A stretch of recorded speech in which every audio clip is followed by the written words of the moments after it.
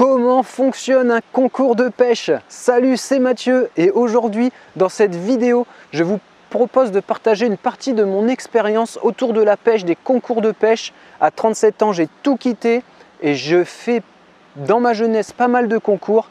Donc je vous propose d'aborder cette vidéo comment fonctionne un concours de pêche sous deux volets. D'abord on va aborder les concours de pêche d'une façon générale et globale. Et ensuite, on va vraiment dans le concret, comment se déroule le concours de pêche en lui-même. Je vous souhaite donc une bonne vidéo. Donc, comment fonctionne un concours de pêche d'une manière générale, d'une manière globale? Ça va être un rassemblement de pêcheurs sur un même lieu. Donc, ça peut être tout, aussi bien étang, rivière, canal, fleuve, même en mer. Enfin, ça, c'est un rassemblement de pêcheurs. Il va y avoir plusieurs univers. Donc si on reste sur des pêches de carnassiers, ça va être de la balade et de la recherche avec quelqu'un qui va mesurer à côté de nous. Un peu la même chose sur la pêche à la mouche, donc des concours à la mouche. Par contre, pour tout ce qui va être concours pêche au cou, anglaise feeder d'une manière générale, et moi je vais beaucoup plus aborder la partie pêche au cou parce que c'est ce que j'ai pratiqué d'un point de vue concours, c'est une concentration de pêcheurs sur un même lieu et on va définir des zones. On va en contrepartie mettre une somme d'argent à l'inscription et cette somme d'argent va être redonnée aux meilleurs classés lors de ce concours, soit au premier sous forme de lot, soit à plusieurs les meilleurs classés sous forme de lot, soit généralement c'est ce qui se pratique de manière plus classique en pêche au cou, aux 3 premiers de chaque dizaine. Et on va revenir là-dessus par la suite. Donc voilà, les principes simples, c'était ça que je voulais vous partager. Donc une concentration de pêcheurs qui arrivent au bord de l'eau, on va s'inscrire. Et moi ce que je voudrais vous partager, c'est l'approche avant le concours. Pour cette partie, comment aborder un concours de pêche, il va y avoir toute une approche avant le concours pour moi qui est super importante et intéressante et que vous devez et que je dois vous partager. Parce qu'il y a l'aspect, est-ce que vous voulez progresser ou est-ce que vous y allez vraiment pour le plaisir? Et ça n'a rien à voir. Chaque chose, j'ai envie de dire, dès qu'on fait un concours, un challenge, un match, que ce soit en club sportif, en association, on a quand même envie de s'améliorer ou de gagner. C'est quand même la base. C'est plutôt bien de progresser, mais on doit viser à chaque fois de gagner. Et c'est aussi ça, cette envie de victoire, de bien se classer, qui nous fait avancer plus vite au quotidien. Donc c'est une notion importante. Et dans comment aborder un concours de pêche, d'une manière simple, vous devez dissocier l'aspect est-ce que je veux progresser ou est-ce que je veux faire un résultat? Parce que ça, c'est super important. Moi, en gros, dans tous mes concours, je pêche vraiment depuis que je suis tout petit. Souvent, je dis 12-14 ans, mais en fait, même quand j'allais en vacances en mer, je m'amusais à pêcher à la main. Mais voilà, depuis tout petit, j'adore ça. Et à partir de 10-12 ans, il y a vraiment eu une bascule sur la régularité de la pêche. Donc c'était la découverte de la pêche avec mon papa au bord de l'eau. Donc d'une manière classique à y aller une fois par mois, puis une fois toutes les 2 semaines, puis ça s'est un peu accéléré. Et puis il y a ce basculement vers 16 ans. Donc de 12 à 16 ans, je pêche très régulièrement, mais de 16 à 20, je pêche énormément et de plus en plus. Donc, et j'y vais même très régulièrement, dès que je peux, plusieurs fois les week-ends, en vélo. Et ça, c'est une notion intéressante où j'ai voulu non seulement progresser, mais je me suis intéressé à tous les autres types de pêche et j'ai commencé à faire les premiers concours jeunes à 15-16 ans. Mais on va dire que j'ai fait 4 à 5 concours pendant 4 années, donc une vingtaine de concours. Ensuite, les 4 années qui ont suivi, de 20 ans, un peu moins, 18-19 ans pendant 5 ans, jusque 23-24 ans, là je suis passé à entre 10 et 20 concours par an, on va mettre une moyenne à 15. Donc ça fait à peu près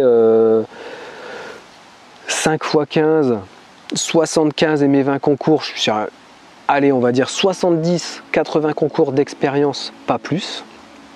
Par contre, sur la tranche 24-26 ans, donc on a progressé de 4 ans, 5-10 concours, les 4 ans suivants, une 15-20 concours, et mes 2 dernières années de concours, là j'y suis allé pas à fond la caisse, parce que les plus gros compétiteurs ou les plus gros challengers qui font puis on va dire si on a fait 160 et les 10 derniers quoi. Ça n'a rien eu à voir du tout et à partir de là j'ai arrêté. Mais ça c'est pas du tout le thème de cette vidéo. Donc comment aborder un concours de pêche? Je vous ai dit d'un point de vue simple, et cette approche que j'ai eue sur à peu près 150-160 concours que j'ai pratiqués, avec une notion de préparation d'avant-concours. C'est quand même ultra intéressant, pas forcément en termes de retour instantané sur vos résultats, mais d'être prêt. Et être prêt pour un concours de pêche, ce que j'estime, ce que je veux vous partager, ce que je vous dis en termes de être prêt, c'est avoir des lignes prêtes, mais surtout des lignes adaptées à votre lieu de pêche. Donc vous devez avoir une connaissance minimum de ce lieu de pêche pour préparer vos lignes. Parce qu'avoir des lignes, c'est super important. Avoir 2 ou 3 kits lors d'un concours, ça reste très important parce que ça permet de proposer instantanément une approche et une présentation d'un appât, même sur le même poste, sur des zones et des biotopes différents. Qui dit zone biotope différent sur un lieu de pêche et sur un concours, là où vous êtes dans votre concours, va dire potentiellement toucher différents poissons. Et chaque poisson ne va pas se toucher et utiliser tout du moins la même ligne pour présenter lèche sur ces types de poissons. Et ça, c'est intéressant. Donc vous devez connaître le lieu de pêche, ça reste quand même vraiment intéressant. Pas forcément besoin de vous déplacer ou d'aller pêcher, enfin si vous déplacez c'est quand même toujours mieux, mais pas forcément besoin d'avoir été pratiquer la pêche avant ce concours. Mais par contre d'avoir été sur cet étang et d'avoir parlé et partagé avec des anciens, ça c'est juste top. Parce que ça va vous donner une super indication sur les zones où les poissons vont être, et on y revient juste après, les présentations à leur faire ou le type d'appât qui est utilisé. Ça c'est très important d'avoir ces notions-là.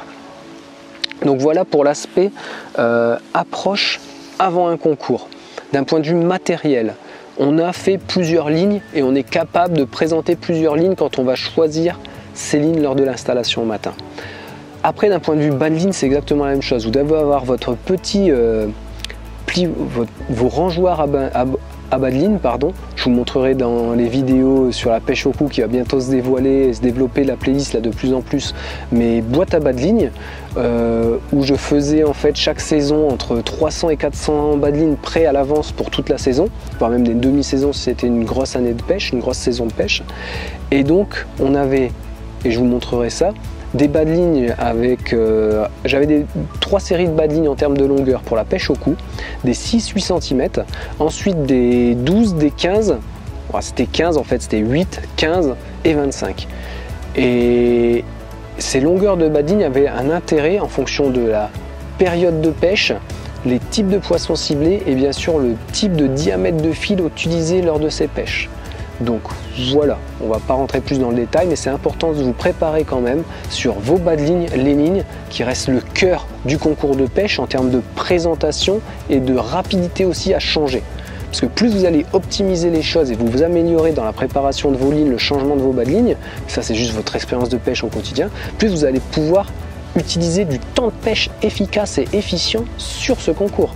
Parce qu'un concours de pêche, on va l'aborder ici dans la deuxième partie des demain, comment se déroule le concours en lui-même. Il y a un temps de pêche et ce temps de pêche, si vous le passez à ne pas pêcher, forcément vous pouvez prendre moins de poissons potentiels.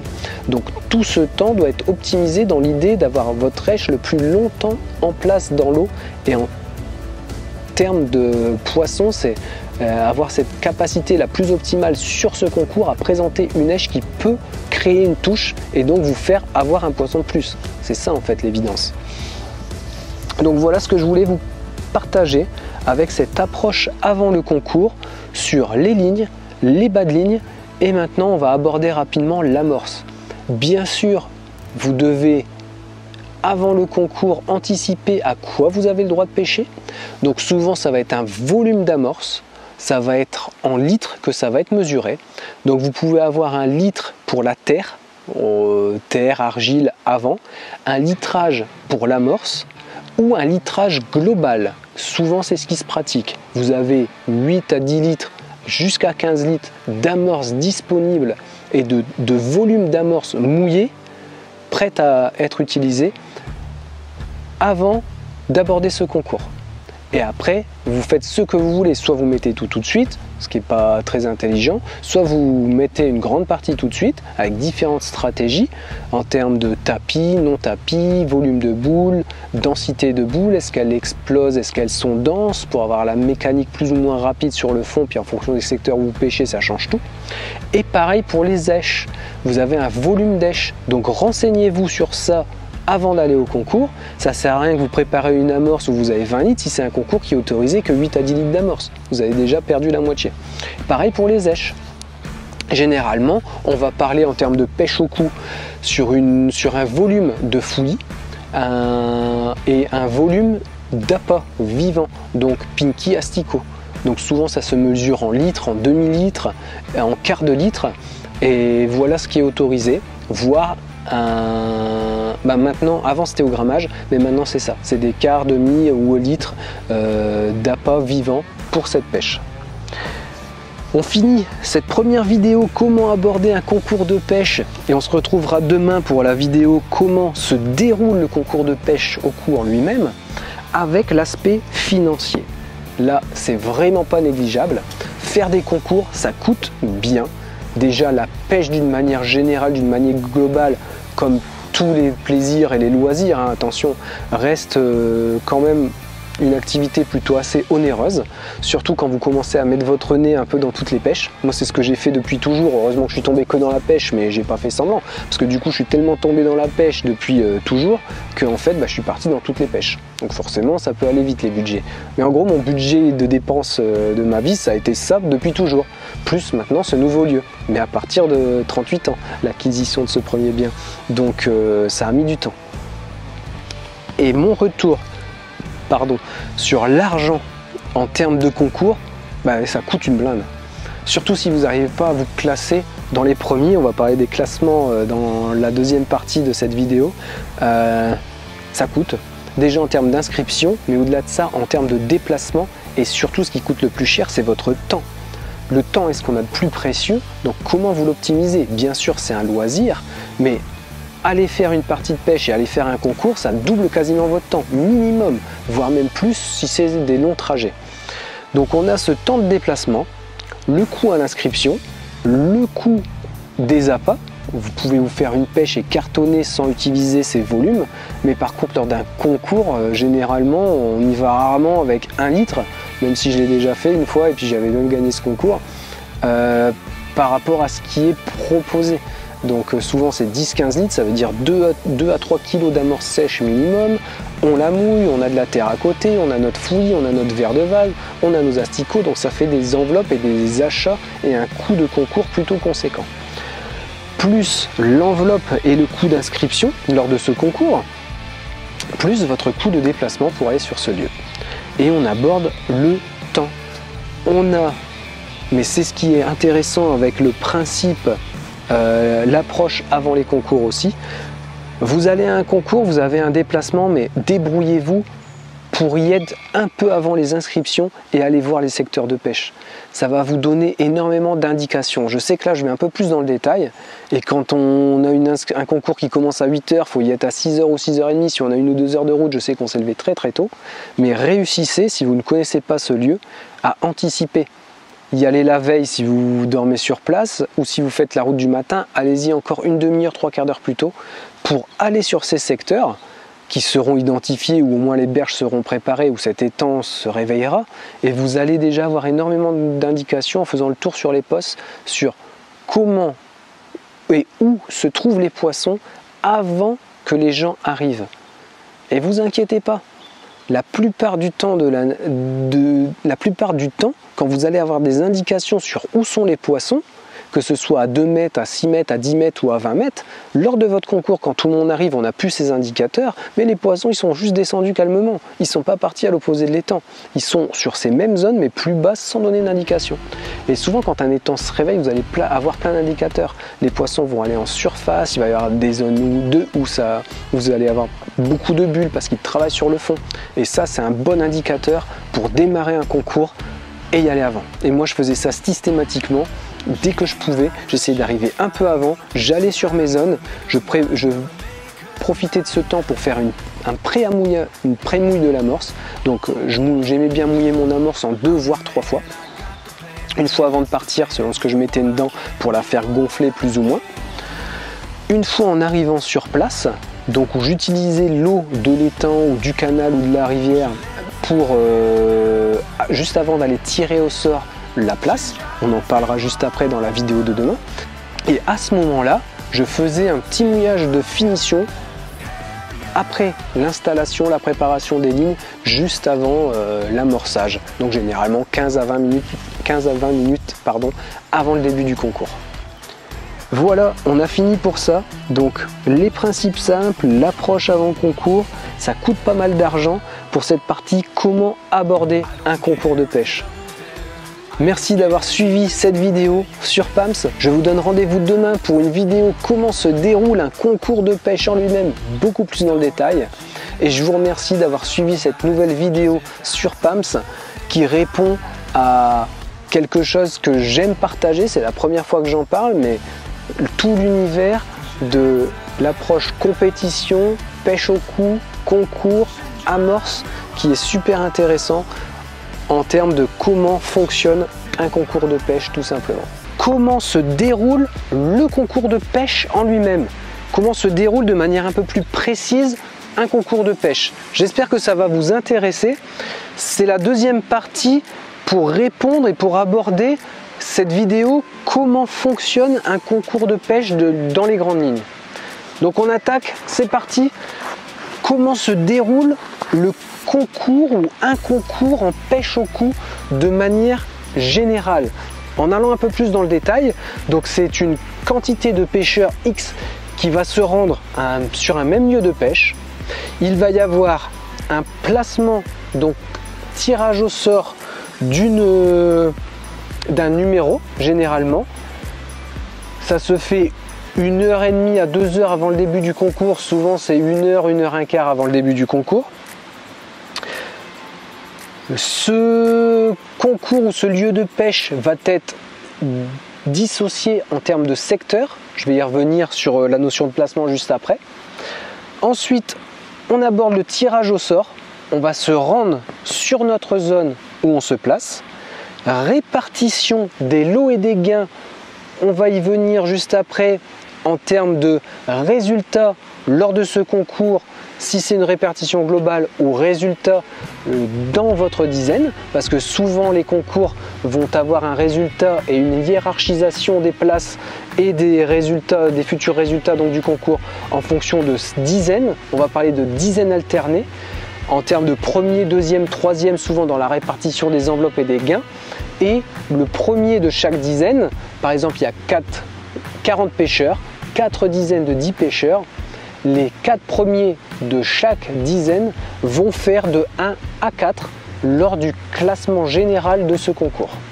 Donc vous pouvez être deuxième de votre dizaine, mais vous retrouvez 5e si vous êtes le meilleur des deuxièmes dans chaque dizaine, ou 8e du concours général si vous êtes dernier des seconds de chaque dizaine de ce concours, par exemple. Mais on y reviendra juste après.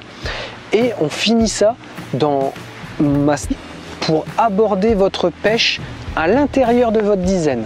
Pour moi, il y a 2 stratégies à mettre en place. C'est bien. Dans une dizaine et quand vous êtes dans votre concours. Soit vous voulez finir premier ou deuxième, soit vous voulez viser une enveloppe deuxième, troisième, quatrième. C'est 2 stratégies complètement différentes. Et on va y revenir juste à la fin de cette vidéo. Comment se déroule le concours de pêche en pêche au coup? Donc je vous ai dit d'une manière classique, et on l'a plus abordé hier, des pêcheurs qui arrivent au même endroit. Je vous ai conseillé dans la vidéo d'hier, si vous pouvez, de venir plus tôt pour avoir des indications sur où se trouve le poisson. Avant le concours et avant d'aller sur sa place, il va se passer un tirage au sort. Ce tirage au sort, généralement, il va se dérouler de la façon suivante, donc des numéros ou des secteurs qui vont correspondre à un lieu. On va prendre un exemple simple, par exemple, on va rester sur 40, comme ça c'est très bien, sur un canal, 40 pêcheurs. Donc par exemple, hop, hop, 1, 2, 4 secteurs.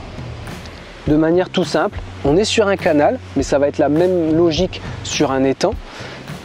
Et vous allez avoir 40 pêcheurs répartis en ligne sur un numéro de 1 à 40. Donc le premier est là, le 9e est là, et ainsi de suite, jusque 40 pêcheurs. De 1, la première, et on va réfléchir, et on va raisonner en dizaines. Une dizaine, deuxième dizaine, troisième dizaine et quatrième dizaine. Donc lors de ce tirage au sort, vous arrivez, vous tirez votre numéro. Par exemple, le 12 va être le deuxième de la deuxième dizaine, ou ça peut être B2, par exemple, correspondant à 12. Donc on va avoir un secteur A, un secteur B, un secteur C ou un secteur D. D4 sera la place 44 par exemple, si c'est par secteur. Ou sinon, vous avez directement le numéro 44. Quand ce tirage au sort est fait, donc généralement c'est dans un chapeau ou une poche, vous tirez votre numéro. Vous pouvez vous rendre sur votre poste de pêche. Généralement, dans les grandes lignes, ce qui se pratique de manière classique, surtout s'il y a de l'espace, en étang ça peut être des fois différent si on va aller chercher beaucoup de pêcheurs alors qu'il y a peu de postes entre guillemets, mais on va dire que vous avez une zone de 10 mètres pour vous installer.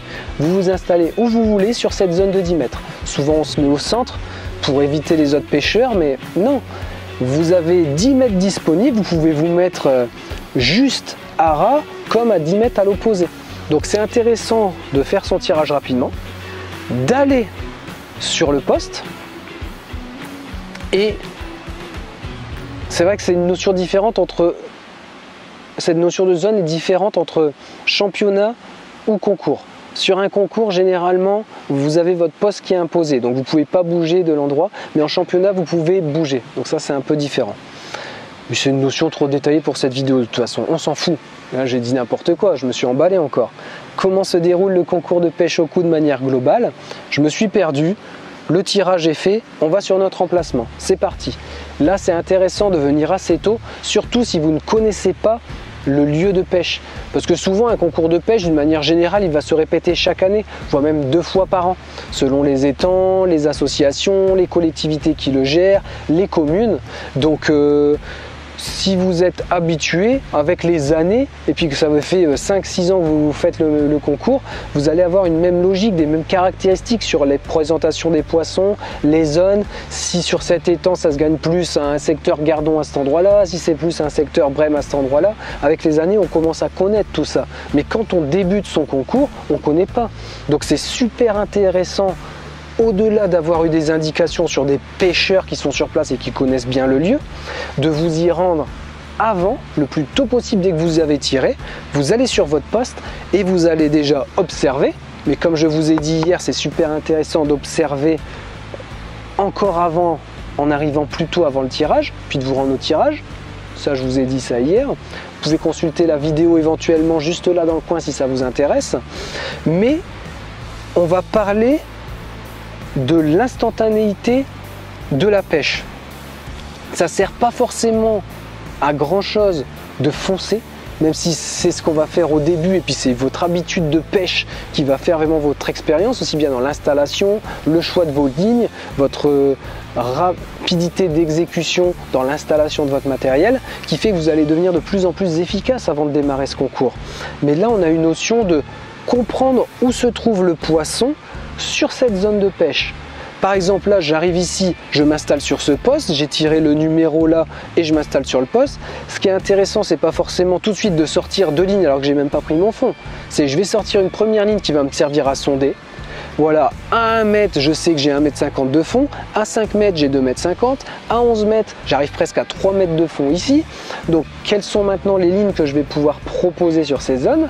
Est-ce qu'en sondant, j'utilise une petite sonde et une grosse sonde avant pour démarrer, pour savoir déjà si on reste sur de la vase, s'il y a du sable, si on a des pierres, des cailloux, chaque chose que vous allez sentir avec votre sonde, différence de hauteur, différence des matériaux. C'est pour ça que c'est intéressant, si vous décollez et vous sentez que c'est dur, de confirmer qu'avec une grosse sonde, de remettre au même endroit pour voir si c'est bien dur. Ça veut dire que vous avez un caillou, une pierre, une roche, ce qui est excellent pour mettre de l'amorce autour de ça, parce que c'est différent de la grande majorité de ce qu'il y a autour. Et tout ce qui est différent fait des interactions, va vous faire passer et circuler des poissons régulièrement. À vous de proposer cette èche, et encore plus sur un concours, c'est intéressant. Donc voilà, on arrive, on sonde, on voit s'il y a des caractéristiques sur le fond, des caractéristiques d'herbe, des herbiers au bord, ça peut être très intéressant. Et on va commencer à préparer notre pêche en essayant de visualiser, de scanner le fond de notre zone où on pêche.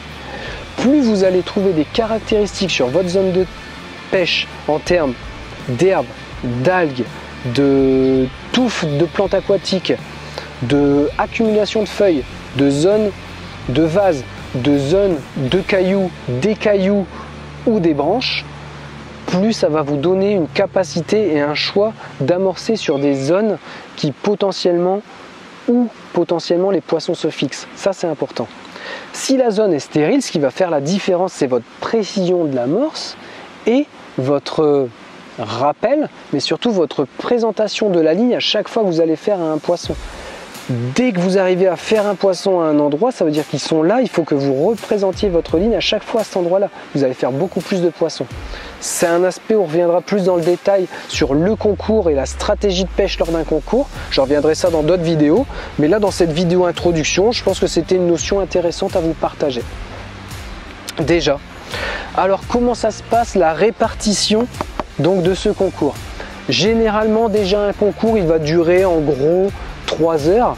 C'est vrai que certains concours vont durer 2 heures, 2 heures et demie, surtout si c'est un championnat parce qu'il y a différentes manches. Donc ça c'est une accumulation de concours sur 1 ou 2 journées, c'est encore autre chose. Mais sur le concours en lui-même, ça peut aller de 3 heures à 5-6 heures, des fois avec une coupure le midi. Ça c'est des concours plutôt sympas parce que ça reste convivial avec l'aspect alimentation le midi tous en commun. Mais sinon d'une manière classique, ça va être une arrivée le matin, un tirage au sort, le concours qui va se dérouler de 8h à 11h ou de 9h à midi. Et sur ce concours, on s'installe. 5 minutes avant le démarrage du concours, vous allez avoir un coup de feu, un pétard, un coup de fusil, n'importe quoi, un klaxon, une voiture qui dit « Ok, c'est parti ». On a 5 minutes pour amorcer.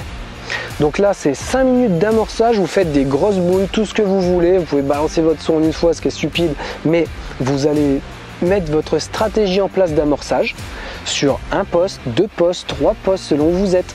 Moi j'adorais en faire 2 minimum, voire 3. Toujours une stratégie en bordure, juste avec de la terre et un peu de fouillis. Les perches adorent être au bord, en racines, et dès que vous avez des obstacles, vous allez pouvoir faire des perches en bordure. Allez-y, vous allez être surpris même en concours. Ça fait une grande différence pour gagner quelques points quand c'est très difficile au large et qu'on n'a pas encore d'indication si les poissons sont forcément là. Les meilleurs indicateurs quand vous êtes au large, c'est que vos voisins commencent à faire du poisson. Donc il est temps d'aller au large. Mais ça vous donne la capacité, dès le début du concours, à essayer de voir s'il y en a au bord, chose que quasiment aucun pêcheur va faire. Vous débutez votre concours au bord et vous arrivez à gratter les premiers poissons, les premiers alevins, les premières perches. Déjà vous êtes en confiance par rapport à tout le monde. Vous voyez qu'il n'y a pas trop de poissons à droite et à gauche. Et d'un seul coup, ça se met à avoir du poisson. Vous y allez, vous trouvez votre zone, vous faites du poisson. Déjà là, vous êtes bien, vous avez pris un peu d'avance. Pareil sur une stratégie à 4 mètres et à 10 mètres. Généralement, les concours dans les grandes lignes, en termes de longueur de canne, de manière classique, ça va être 11,50 m la longueur de canne au cou. Et donc, un amorçage, au premier coup de pétard, vous avez 5 minutes pour amorcer. Deuxième coup de pétard, donc c'est parti. Maintenant, on est dans le temps de concours. Il se place le temps de pêche et on revient sur la même notion. Boum, coup de pétard, coup de fusil, coup de tout ce que vous voulez. C'est les 5 dernières minutes de pêche. Vous savez que pendant cette période, il vous reste 5 minutes pour pêcher. Un poisson qui est sorti avant le second coup de pétard, donc la fin du concours, il compte. Vous êtes amarré, en contact, en train de prendre un poisson qui est gros. Si la fin du concours retentit et que votre poisson est encore à l'eau, vous devrez obligatoirement le remettre à l'eau. Vous ne pouvez pas le mettre dans la bourriche, il ne compte pas. Par contre, si vous arrivez à le sortir, le mettre dans l'épuisette et le sortir rapidement avant le coup de pétard final, là il compte, c'est ok. Et maintenant, on va attendre la pesée. Le concours est fini, donc les poissons sont tous mis dans une bourriche et les membres du jury, du comité, de l'assaut vont passer pour peser votre pêche et vous aurez ainsi une répartition de votre classement parmi un secteur de 10 pêcheurs. Maintenant, on va parler de lot et de gain. Sur cet exemple, par exemple, il y a 40 pêcheurs. Donc la plupart du temps, vous allez avoir 4 dizaines. Souvent, on a mis un coût d'inscription en arrivant pour participer à ce concours. Et une enveloppe, donc un lot, souvent c'est des enveloppes qui vont être réparties entre les 3 premiers de chaque dizaine.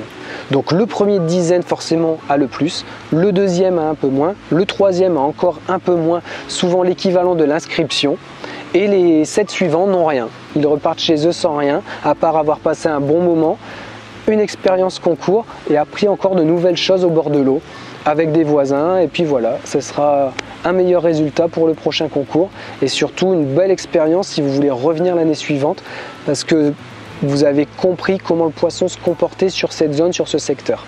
Et ça, en fonction des années, vous pouvez vraiment cumuler. Il y a des concours que j'ai fait 4-5 années d'affilée. Et c'est vrai que la première, deuxième fois, c'était difficile.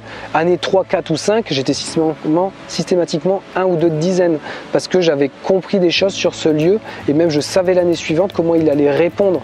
Et d'une manière globale, les poissons sur une saison vont répondre à peu près pareil en termes de secteur, de leur couche, là où ils sont sur la couche d'eau, comment ils font les pêcher. Donc les premiers concours sont très difficiles quand vous ne connaissez pas le lieu, mais à chaque fois, ça devient de plus en plus facile. Autorisez-vous à tout noter, c'est super important. Quand vous rentrez chez vous, pour revenir l'année suivante, vous replongez dans ces notes, ça va vous donner des indications énormes. Et aussi sur les types d'amorces. Quelqu'un qui gagne le concours, qui gagne votre dizaine, allez voir son amorce. Qu'est-ce qui faisait la différence? Est-ce qu'elle était noire? Est-ce qu'elle avait la même couleur? Est-ce qu'elle collait? Elle collait pas? On ne peut pas toujours voir, mais souvent il reste toujours de l'amorce.